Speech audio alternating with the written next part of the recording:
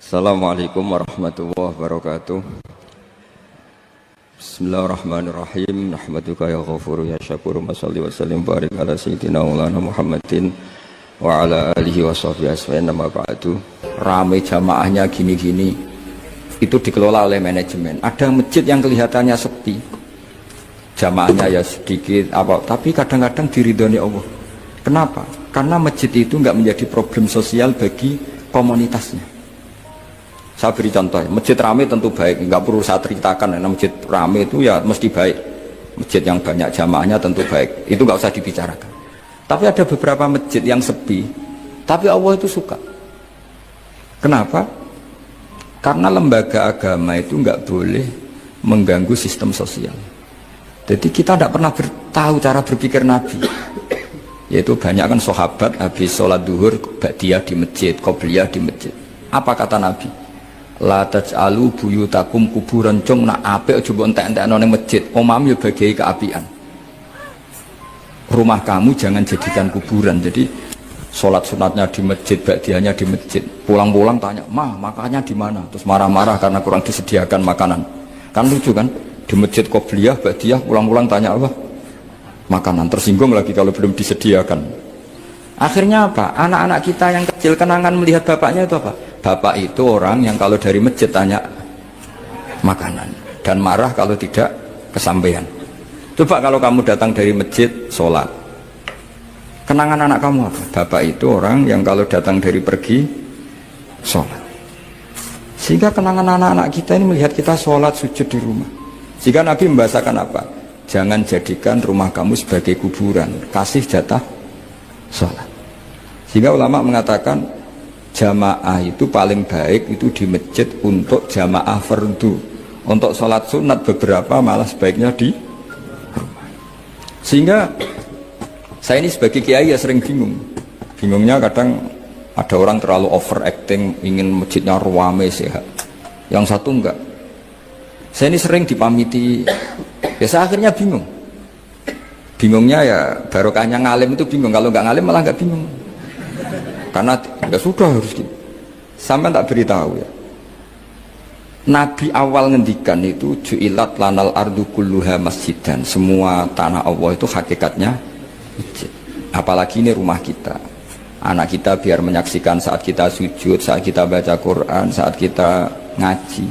Kalau semua ini di masjid, kemudian Anda di rumah taunya makanan, menuntut ngopi, menuntut kenangan di keluarga kita kurang baik. Makanya Nabi membahasakan apa? La taj'alu buyutakum kuburon. Jangan jadikan rumah kamu sebagai kuburan.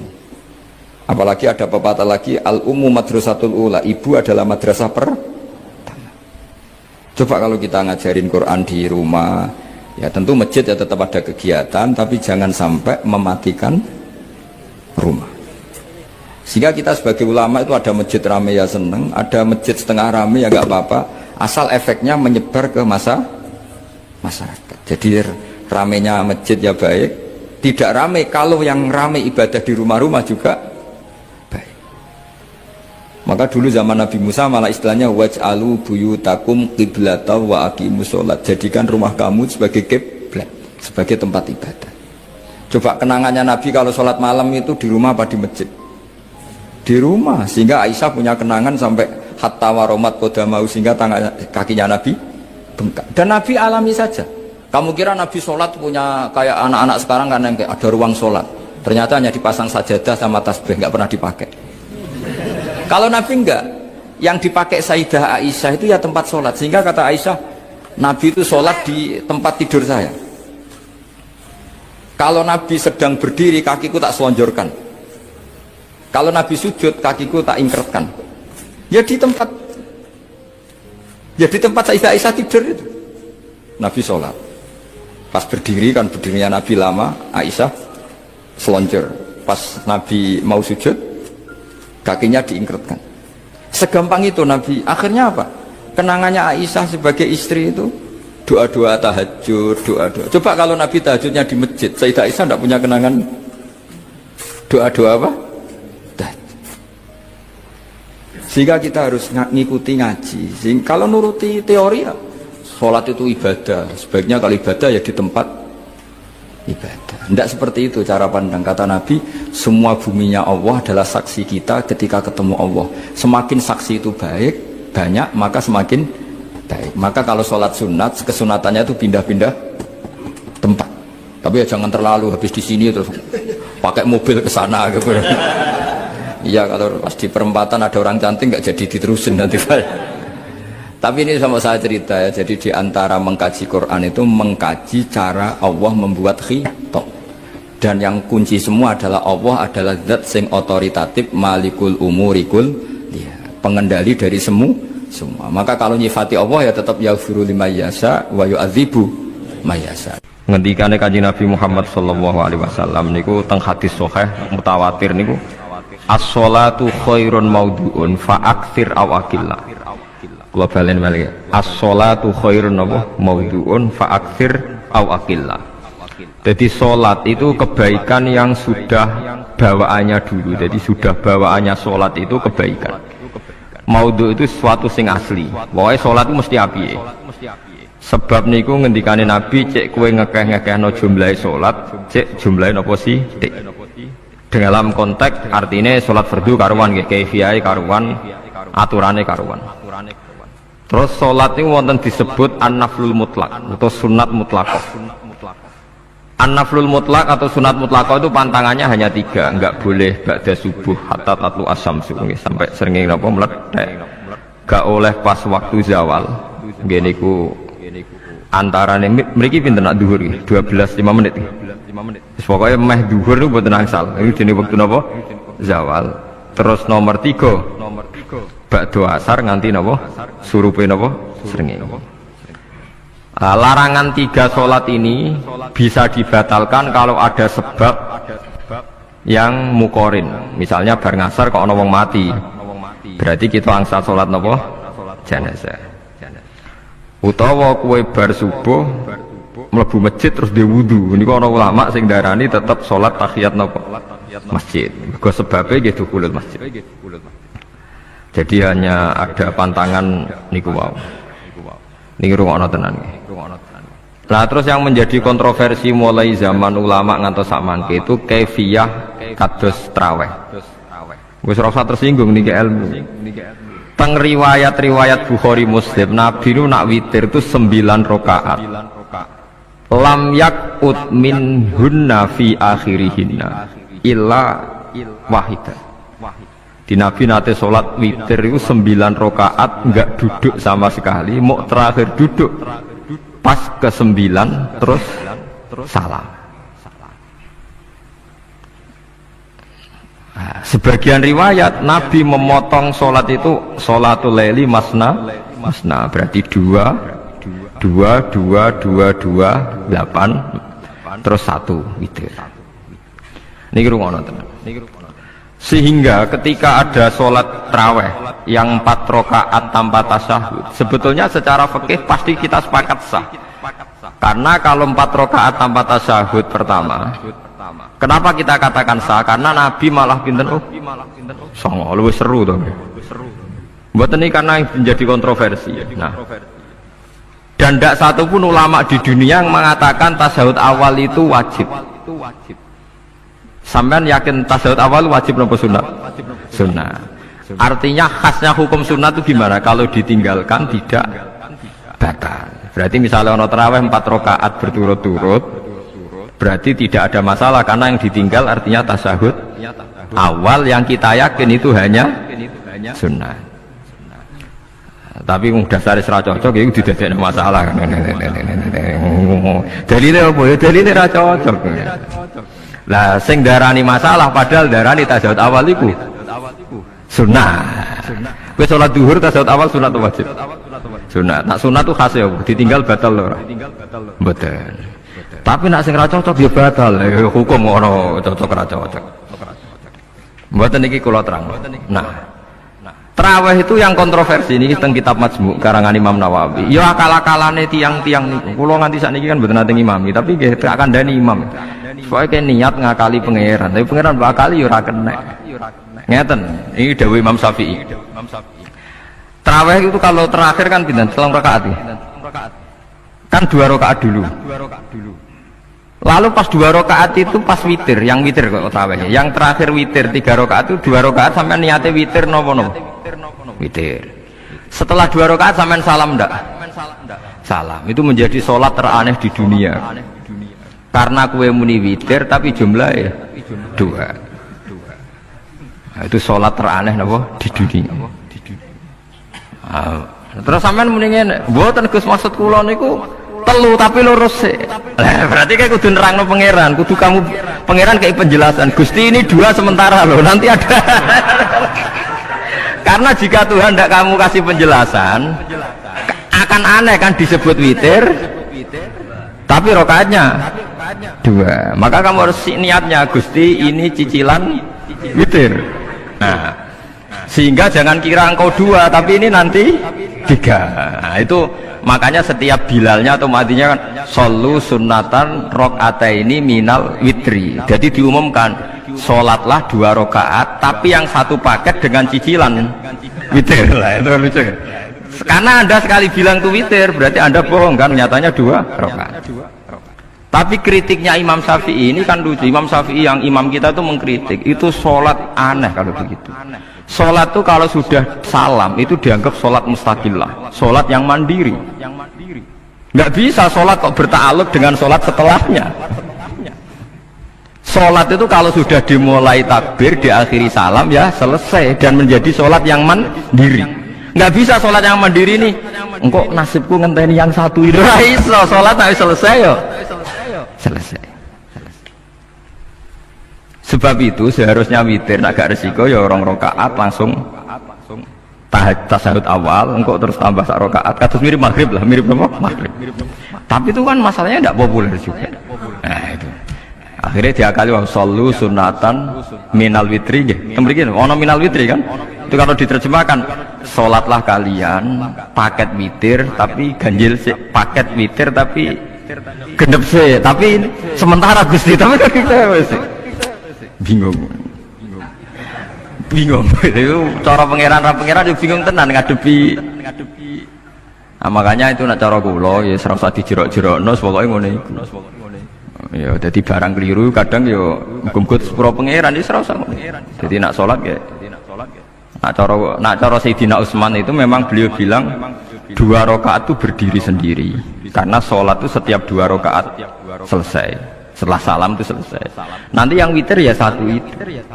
Makanya 2 itu rasa ana witir-witiran cara Sayyidina Utsman. Muga Nabi dawuh wa autir bi wahidatin. Kemudian salat-salat Anda yang 2 itu ditutup witir. Berarti ya yang salat kedua ya sholli sunatan ya biasa saja nafal mutlak. Enggak usah nyinggung-nyinggung napa?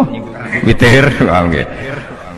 Loh ini penting sekali karena nyatanya ada witir kan? Nyatanya tidak nopo witir. Lah nanti yang 1 terakhir witir. Ya tapi adatnya ngoten iki. Jadi ini perlu sampean ketahui, sholat itu memang banyak masalah di secara fikihnya. Karena tadi kalau sampean niat witir, setiap sudah salam itu kan berarti selesai dan berdiri sendiri. Lah kok suwe-suwe nak rakaat sing terakhir batal lah berarti sing ngarepe melok batal. Mergo sak paket koyo capres mbek napa? Cawapres. Ya ora iso salat kok ono. Nah itu paham ya. Terus niku kefiah. Di sampean memang akal-akalan tegene witir pun bener solu sunnatam minal witri rakaataini. Jadi niku rontok bener ya rontok ngawur. Ngawurnya itu tadi wong salat iku mustaqillah setelah ditutup salam selesai kok bergantung. Hanya nasib 2 ini kan bergantung setelahnya kan? Mana ada sholat kok sudah ditutup berkaitan. Mulane kula niku nak witir ya ora tau tak niati witir. Mun kula ora cocok mbek pengumuman niku ora pati cocok. Tapi kan kula makmum. Ora malek dihisab kan cara salah ya. Usolli sunatan anut imam teng ati kula pun supaya nah ame salah ya malah salah, nak bener ki melok napa? Bener. Tepak-tepakan ngoten mawon. Jadi kalau ini wong alim fikih tapi paling tersiksa, kok kalah mbek adat, kalah mbek napa adat. Nentang adat ora apik. Jare Nabi kono umume wong ya melok umume wong. Nek wong pintu ya melok napa? Pintu. Nah itu ngintikan Imam Syafi'i, harusnya punya rasa malu orang yang mengatur sholat sedemikian rupa. Sebetulnya sholat itu niatem salah lah, keliru lawung sholat itu wis apik, ora usah detail-detail napa niat. Lalu dari Imam Syafi'i kowe mlebu masjid niat duha ya untuk tahiyat masjid, niat tahiyat masjid nek waktu duha ya untuk duha. Karena wis barang apik, wis piye-piye tetep apik. Ngono, dadi ora usah ribet-ribet niat ngono bae, wong barang apik. Paham ya? Tapi kan sederhana kan sebenarnya kita tidak perlu bulat, tidak perlu apa? Bulat. Paham ya? Terus ini penting. Nah, terus yang ketiga masalah kesunatan jamaah dan tidak. Ini kalau terang detail. Menurut hukum fikih, tahajud itu jelas gak disunatkan jamaah. Witir juga gak disunatkan jamaah. Tapi semua ulama yang bilang tidak disunatkan itu nggak ada yang memfatwakan hak batal kalau berjamaah. Jadi tidak ada yang bilang dikatakan batal kalau jamaah. Cuma tidak disunatkan jamaah. Tapi Rasulullah itu pernah main di salah satu sahabat di waktu duha. Sahabat itu sakit, ingin ngundang Rasulullah, kepengen dalamnya di kenangan nanti tinggi sholat sinten Rasulullah. Ternyata Rasulullah ketika sholat, anak-anak dan istrinya yang sakit tadi ikut jamaah dan Nabi membiarkan. Bahkan Nabi sempat ngatur shaf. Padahal itu satu bentuk sholat yang kategorinya agak disunatkan apa? Jamaah. Itu makanya Imam Nawawi bilang sholat-sholat yang enggak disunatkan jamaah itu masih boleh jamaah. Seperti witir, duha. Nggih, tapi aja terus jadi gerakan tahajud bersama. Nah niku kula ora cocok nih. Wong ora kepengin tahajud kok dijak napa? Tahajud. Kula nggih nate dipamiti Gus ana tahajud bersama. Cangkem ora usah. Wong sing ngeloni bojone yo lagi ibadah, bocah ibadah sing ora enak ngono lho. Mergo jare Nabi wis jelas wa fi buti ahadikum sedekah. Tadi kowe iku malah lucu. Wis ibadah kok bocah apa? Ibadah. Jadi sing ngeloni, lho ngeloni ra kudu ngeloni bojo, ngeloni anak iku ya napa? Ibadah. Takokno ruhen. Nak ngeloni bojo gak di masa depan ngeloni apa? Anak. Ngeloni anak nggih napa? Ibadah. Ning omah jaga anak bojo timbang dhewean nggih napa? Ibadah. Mulane kula nu rapati cocok nek ana tahajud bersama oleh tapi aja dadi gerakan. Nak sing pun nglampahi nggih monggo, sing umate seneng nggih monggo, itu tetap baik. Tapi baiknya bergantung sejauh mana ini tidak dimasalkan. Sekali dimasalkan tetap tidak napa baik. Karena nanti punya akibat yang sedang baik diajak baik yang lain, dari baik nikmat menjadi baik gremeng, itulah itu perkara kan. Hanya orang kan sepakat kan nak ngumpuli bojo ibadah, kabeh ulama sepakat kan. Dan itu penggemarnya banyak. Terus dijak ibadah yang penggemarnya sedikit. Dasar imamnya ra cocok. Lah itu kan resiko agama dikomentari kan tinggi. Makanya tidak usah dimasalkan. Sing kelon ya keben, sing turu ya napa? Keben karena turu ki ibadah kan. Wong turu niku mari ra maksiat. Wong zina mergo apa? Mergo ora turu.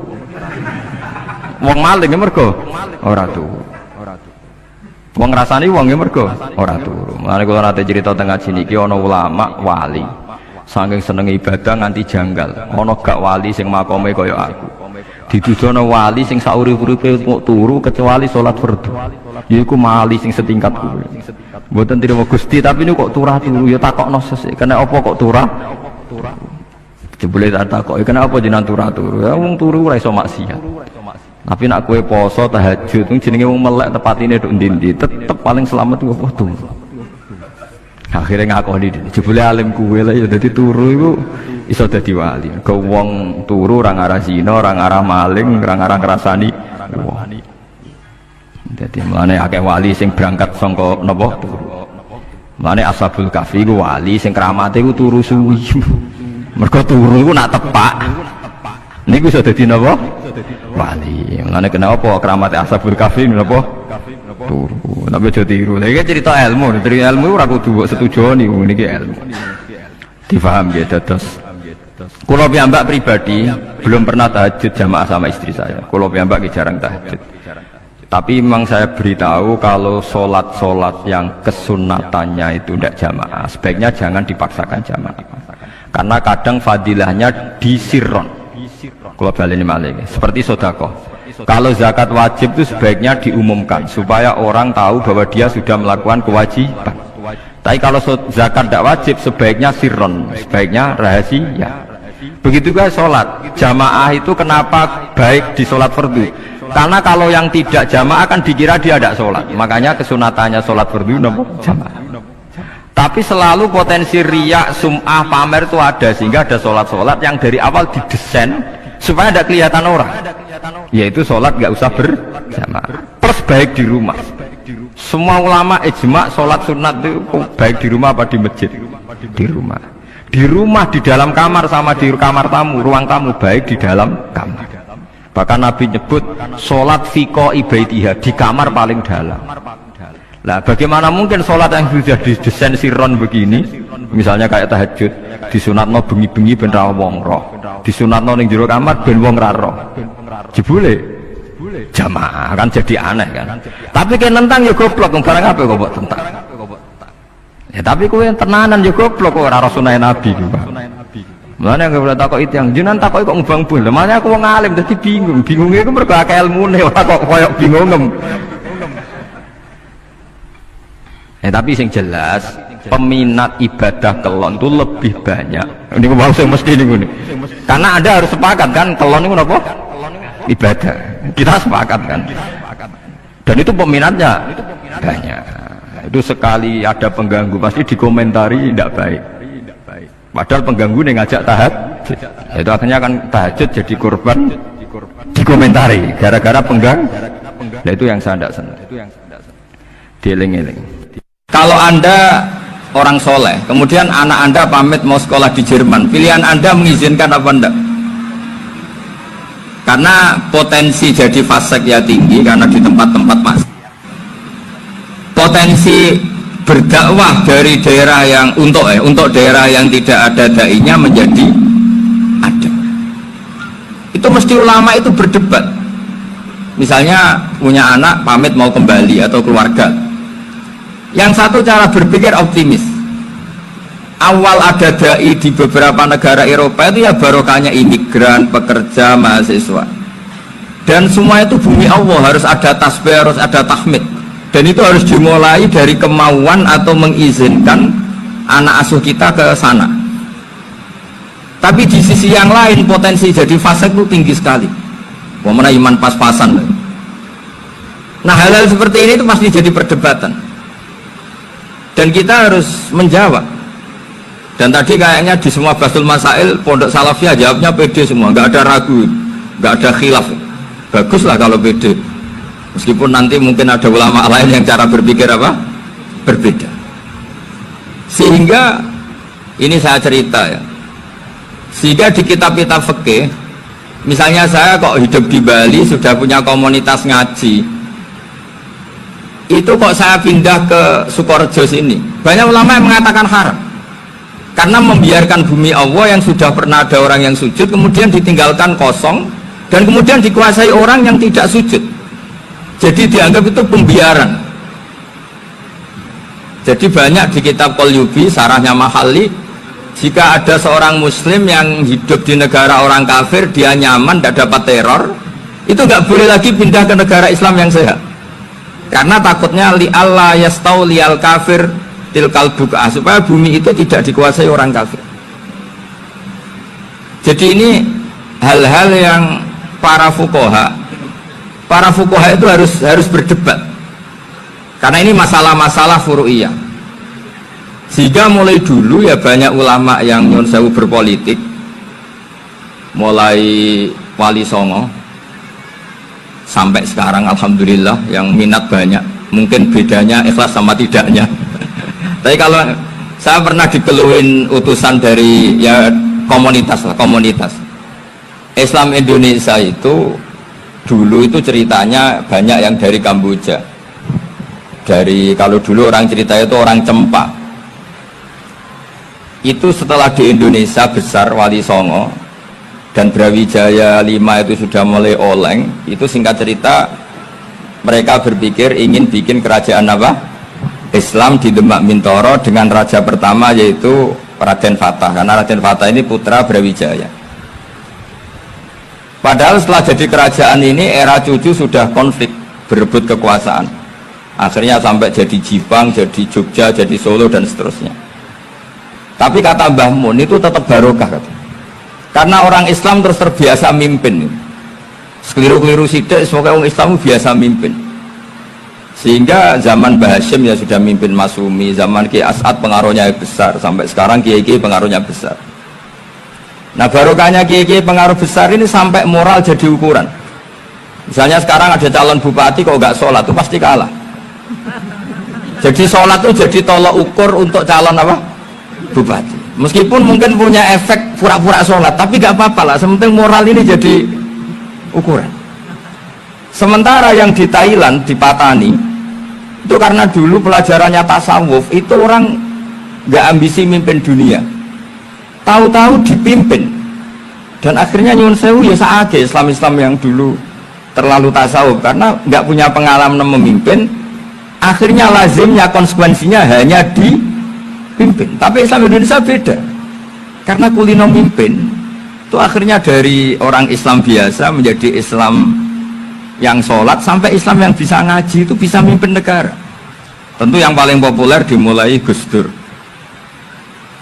Jadi ini sesuatu yang barokahnya istihad para kiai. Sementing Islam kulino mimpin. Jika di Indonesia itu barokahnya itu kebaikan itu jadi tolok ukur. Ada orang kok terkenal koruptor atau terkenal nyuwun sewu selingkuh atau terkenal apa itu pasti tidak jadi. Karena moral itu menjadi tolok ukur. Dan itu adalah politik para kiai. Jadi ini saya cerita dan itu negara juga akhirnya untung karena seleksi agama sama negara itu sama-sama kiai ya bilang negara harus dipimpin orang soleh, negara juga bilang seperti itu. Nah, ketokohan-ketokohan para beliau-beliau ini yang maulah bekerja sama dengan Umarok. Kita tahu dulu Pak Harto ya rawuh ke sini ketika Muktamar 84, rawuh ke Ki As'ad, ketika mau kembali ke Khittah juga dirembuk oleh ulama dan Umarok. Dan akhirnya ini menjadi negara yang alhamdulillah semoga selalu menuju baldatun thayyibatu wa rabbun ghafur. Nah, kemudian di sini saya tabarruk dengan Said Muhammad, gurunya Kiai Haji Azaim. Saya mau cerita tentang amaliyah tadi. Saya sebetulnya nggak niat bacakan bab itu, gara-gara ada khataman jumlahnya banyak saya jadi pusing. Ini panitia tanya, khatam betul apa enggak? Iya Gus, khatam betul. Tapi kayaknya saya tidak yakin itu. Karena saya ini kan dari pondok tahfidz itu. Biasanya anak khataman itu ya rodok bodoni itu. Wes dibaca buanter sing nyemak ya mau ndelok pojok etok. Mergo kebanteran. Nah, akhirnya lafat-lafat yang di tengah itu enggak di apa? Baca. Tapi ya semoga dimaafkan Allah lah. Yang jelas itu enggak. Tapi saya mau cerita ya. Jadi cara berpikir Said Muhammad ini nanti juga saya teruskan di Ma'had Ali. Ini saya baca ya. Di antara yang diyakini madhab Malikiyah, ini saya baca saja teksnya. Jadi ada riwayat namanya, kalau Said Muhammad bahasakan itu Ataqoh Somadiyah. Kalau di Indonesia kadang orang bilang Al-Ataqoh Al-Kubro, yaitu dengan membaca surat Ikhlas. Di sini jumlahnya hanya 100 kali, Kila 1000 kali. Tadi berapa teman? 700 juta ini sudah susuk banyak ini. Di sini hanya 40, riwayat lagi 100, 1000. Terus sama tadi berapa? 800 juta. Wah ini sudah susuk ini. Itu anak cucu sampean pasti masuk surga itu kalau gitu. Ini saya baca, ini kitabnya Said Muhammad ini. Suratul Ikhlasi wal Itqu minan nar. Akhrajat Tabrani fil Kabir an Fairuz ad-Dailami wa wa ibnu Uftin Najasi. Waqad khadaman Nabiyya sallallahu alaihi wasallam. Orang ini jadi khadimnya Nabi. Qala Rasulullah sallallahu alaihi wasallam, "Man qara'a qul huwallahu ahad mi'ata marratin fi shalat aw ghairiha kataballahu lahu bara'atan minan nar." Ini hanya berapa ini? Mi'ata marrah. Berarti kalau satu orang itu cukup 100. Tadi sudah untuk 7 turunan tadi untuk orang berapa? 800 juta. Ya, untuk 7 turunan cukup ya? Cukup. Untuk 7 turunan. Ya, sudah susuk ini, sudah susuk ini. Waduh, ribet ini. Nah ini tak cari pembenarannya, ini supaya keren. Ini di halaman 188 Abwabul Farad. Warwa Ibrahim bin Muhammad al-Khiyari fi fawaitihi an Hudzaifah marfu'an. Man qara'a qul huwallahu ahad alfa marratin faqad ishtara nafsahu minallah. Berarti 100, ada riwayat lagi 1000. Nanti tak carikan lagi yang berapa? 1 miliar mungkin. Jangan banyak-banyak. Nah ini saya baca ya. Wa hadzal adatu huwa al-ma'rufu bi ataqatis somadiyah. Wa qad nassa jama'atun mutaakhiril malikiyah ala istihbabi ataqatis somadiyah wa haddu ala qiraatiha wa istimaliha. Minhum Asy-Syaikh Abdus Salam Al-Asmar sak terusé ini. Jadi kullu haula'i istahabbu ataqatas somadiyah ma'atirafi ba'dihim kal Misnawi bi syiddati fi hadisiha. I'timadan ala anna hadza minal fadha'il allati yutasahalu fiha. Faman sa'a yasta'milaha roja'a khusula ma fiha fala ba'sa bidzalik ala syarti alla ya'taqida thubuta dzalika anin nabi sallallahu alaihi wasallam hatta la yaqa fil kitsbi alaihi. Jadi intinya itu silahkan Anda bikin jumlah sesuai versi Anda, yang penting Anda jangan kampanye kalau itu perintah Kanjeng Nabi Muhammad sallallahu alaihi wasallam. Karena kalau kamu atasnamakan Nabi kemudian jumlahnya sampai 800 berapa? 800 juta, berarti Nabi mengajarkan masyakoh pada umatnya. Jadi cukup yang riwayat itu di sini hanya 100 sama 1000. Jadi kalau jumlah tadi untuk 7 apa? Turunan. Jadi kamu harus ditutup dengan doa, ya Allah, semua itu bukan untuk saya tapi untuk 7 turunan. Tolong catat ya Allah. Karena itu. Jadi artinya gini loh ya, orang Indonesia yang sering mempraktekkan ataqosomadiyah itu bukan tanpa dalil. Ternyata dalam madzhab Maliki, saya masih ingat ketika mbah saya kandung, bapaknya bapak, asmane Mbah Nur Syam, itu wasiatnya minta dibacakan 4.000. Yang baca pas itu ya bapak sama anak-anaknya. Dan kemudian alhamdulillah zaman akhir itu mulai agak ngawur. Kalau ada acara itu wong liya kon maca anake mlebu metu gak melok maca. Itu keliru, saya jamin itu keliru. Saya sering kalau mimpin di rumah, kalau yasinan di tonggo-tonggo kok anake gak maca, saya keluar. Bapakmu wong liya kok kon maca, kata saya gitu. Jadi itu menurut saya itu yang jelas, saya sampai ngisi begini. Yang ada riwayatnya itu idza mata ibnu adam min qata amaluhu ila min salasin shadaqatin jariyah au ilmin yuntafa'u bi awaladin sholihin yatullah. Itu tidak ada di hadis au kiyayin sholihin yatullah kata. Yang ada itu awaladin apa? Sholihin. Jadi anaknya harus ikut, kalau tidak usah kata. Akhirnya anaknya udah tinggi terus gitu. Akhirnya tak kei jagung paling akeh, kula mendhet sithik. Wong aku ora anake kok. Kadang-kadang enggak, orang lain baca buahnya anaknya mau mlebu metu mau enggak manggakno tamu mbek rokokan. Itu harus ditobatkan itu. Keliru itu. Karena nasnya bukan awkiyayin sholihin tapi awaladin sholihin. Ini bukan provokator, ini memang ya harus seperti itu. Nah terus tentang tadi la ilaha illallah yang didawuhkan Gus Azaim. La ilaha illallah itu penting sekali, cuma saya mohon itu dielmoni lah. Jadi dulu kalimat ini menjadi spesial karena dielmoni, karena dimulai dari fa'lam annahu la ilaha illallah. Terus hanya ayat tuh wastaghfir li dzambika walil mu'minina wal mu'minat. Saya ulang lagi ya. Terus hanya ayat tuh wastaghfir li dzambika walil mu'minina wal mu'minat. Makanya menurut mazhab Sadili, kamu diburu baca la ilaha illallah dulu, jangan istighfar dulu. Saya ulang lagi ya. Dalam mazhab Sadiliyah itu la ilaha illallah dulu, nggak boleh istighfar dulu.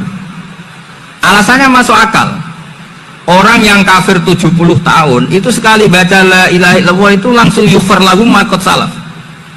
Sehingga la ilaha illallah sendiri sudah punya kekuatan supaya dosa kita diampuni. Qul lil ladzina kafaru iyantahu yughfar lahum ma qad salaf. Cara menghentikan kekafiran gimana? Dia melafadzkan la ilaha illallah. Ini kalimat yang begitu saktinya sampai orang yang kafir puluhan tahun itu dosanya semuanya terhapus hanya karena melafadzkan la ilaha illallah. Nah, Makanya kata Abdul Hasan Asyadili, wastaghfir li dzambika ay bihadil kalimah. Seseorang sah di istighfar itu kalau melafatkan la ilaha illallah. Misalnya ada orang kafir mati kafir, sah nggak anak cucunya mengistighfari dia? Tidak sah, karena belum melafatkan la ilaha illallah. Makanya kata Abdul Hasan Asyadili, wastaghfir li dzambika ay bihadil kalimah. Sehingga lafaz ini spesial betul. Tapi kadang-kadang beberapa mursyid cara berpikir lain. Ini kalimah thayyibah harus dibaca orang suci, sehingga mendahulukan apa? Istighfar, untuk supaya pas melafatkan kalimah thayyibah sudah dalam keadaan apa? Suci. Itu juga masuk akal. Tapi secara meyakinkan saya sendiri lebih mengikuti manhajnya Abil Hasan Asyadili, karena alasannya tadi, yang kafir puluhan tahun saja langsung luntur dosanya karena melafatkan la ilaha illallah. Artinya la ilaha illallah sendiri sudah bagian dari istighfar. Nah, ya tadi buktinya. Fa'lam annahu la ilaha illallah terus wastaghfir li dzambika walil mu'minina. Jadi orang sah diistighfari itu setelah dipastikan sah tauhidnya. Jadi setelah tauhidnya sah, yaitu la ilaha illallah, baru sah apa? Diistighfari. Sehingga orang kafir, seolah lagi orang kafir yang mati kafir, anak cucunya tidak boleh apa? Tidak boleh menistighfar. Terus saran saya kedua, la ilaha illallah itu filosofinya itu nafyun li uluhiyatil ghairillah wa isbatun li uluhiyatillah wahda. Filosofi la ilaha illallah itu gimana? Menafikan semua selain Allah itu tidak Tuhan, dan hanya menuhankan Allah semata. Ya itu caranya gimana? Caranya kita harus terbiasa ini, karena tadi saya dibilangin panitia ini rata-rata mustameknya atau mustamiatnya ini santri. Caranya gimana? Dilatih pakai logika. Saya berkali-kali cerita kalau ngaji, saya sekaligus kampanye. Allah itu Tuhan yang begitu fair. Untuk menjadi Tuhan, Allah mempersilahkan, ada kualifikasi Tuhan. Assalamualaikum warahmatullahi wabarakatuh. Mulane ngaji, mbek wong alim urip, aja ngaji mbek wong mati. Nah, ngaji mbek wong mati iku terus kowe sok-sokan wali, boleh mung golek akeh ngono wae. Ci mbek wong urip. Soal ana wali-wali mitos dulang mau mati urusane wali ora urusan paham nggih. Urusane ngaji mbek wong urip ngene iki, engko nek entuk ya didol, nek kepayon ya alhamdulillah. Wong donya iki apa? Donya ya kudu entuk wong apa? Hafid yo payu. Mubalek yo payu, perdukunan yo payu. Ya enak ning dunya ku enak, pangeran cek apiane. Opo didol kena ning Allah karim. Kuwi nak tahajud itu munajat mbek pengen Gusti jenengan cek apiane. Agama barang sakral jenengan dol jenengan barno mawon sing ketul. Cara aku dadi malaikat azab ha. Wah.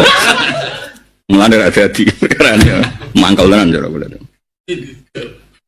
Oh, boleh didol. Lho jin ngono lho perdukunan jin. Kedua didol iso. Mriki ono sing jaga. Kula nate wawancara mbek tukang jebul. Niku piye? Iso nerangno Den. Wah seruat wae dunyaku. Iya iso didol gitu. Budal iso ya budal. Kontrak ya. Oh iso kabeh dunya. Agama ya kena ya padha kena kabeh kena. Subhanallah. Repot. Ya, saiki jin balenan. Dadi nak ngono sama iku ya ora mesti maknane sing koyo diceritakno mau kiye desa sing kriyat-kriyat. Tok ya. Nah, itu paling angel yang ulumul Quran. Apakah lafaz itu ismiyah, apa lafaz itu wasiyah? Nah, kita sebagai orang yang menekuni Quran, maksudnya kita itu ya kita semua lah. Kue barang juga jalalan gawa sawi. Jalalan.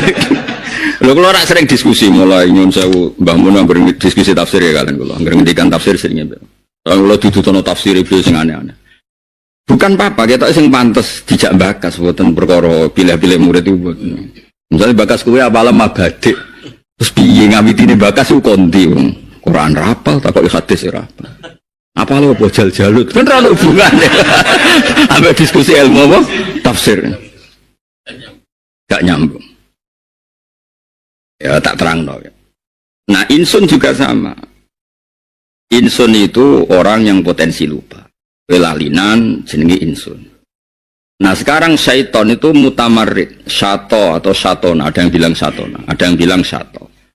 Nah syato berarti nunnya zaidah, kalau syatona berarti nunnya apa? Asli. Kullu mutamarridin sama syaitonan. Mulane bisa ngaji Jalalain iki soalnya setan kabeh. Ketika kowe mutamarid ala Allah, gugat pangeran. Kenapa Gusti ada orang lain jenengan takdir dadi kiai, dadi habib, dadi wali kula kok tetep wis melarat ora habib, wis melarat ora kiai. Penggugatan terus pada Allah jenenge setan. Nah disebut wa kadzalika ja'alna likulli nabiyyin aduan sayatinal insi wal jinni, setan manusa dhewe. Fa kullu mutamaridin 'ala Allah yusamma syaitonan. Jika kena muni auzubillahi minasyaitonir rajim, asline ya auzubillahi min syarri nafsi. Lah karena mutamarid. Nah, ini disebut sayatinal insi. Tapi ketika setan itu makna isminya, dia punya nama tertentu untuk kelompok tertentu. Ya kita ini pasti tidak setan. Alhamdulillah kan. Kita ini pasti tidak setan, tapi dengan makna isminya. Tapi masalahnya kata setan tahu digo pangeran makna wasfiyah. Mesti gue mlebu. Nah, itu disebut sayatinal insi wal jinni. Setan-setan manusa lan setan-setan jin. Semangatnya apa? Setan jin itu senengane nyesatno wong. Manusa luwih nemen. Sesat-sesate dhewe ngajak-ngajak wong. Larat-larate dhewe ngurbano wong liya. Isane agama mau iku wis ngomongno, sing untung ndekne agama ora untung. Nah, kok untung dia mau ilmu rong ayat itu dienggo ngalor itu. Mulai nyai nganti mati ya. Mulai nyai nganti mati. Lah anak nyai ini 20 tahun. Berarti orang Islam mau dikenal ayat loro itu. Jadi bukan repot. Jadi lah itu saya nggak angel. Tidak ada penulis tafsir atau penulis tafsir kecuali bingungnya urusan-urusan ini. Ya tapi akhirnya orang bingungnya baru kayak wong duwe insting, duwe nurani. Ya lalu ya iso, kayak ngene iki sing ngaji-ngaji ini kan aslinya ya ndak sealim sing peneliti, tapi ya iso. Terus disimbol bahwa Islam ngkon apik ninggal elek. Wis iku bener. Terus aduk titik bahwa Islam ngkon apik ninggal elek. Wis gak penting, mau iki wasfiyah ta ismiyah ora penting. Gak penting. Nah, saya kira mubalek, balik nih mubalek. Dhisik kata mubalek itu sakral. Mergo mubalek orang yang menyampaikan agama Allah dengan ikhlas.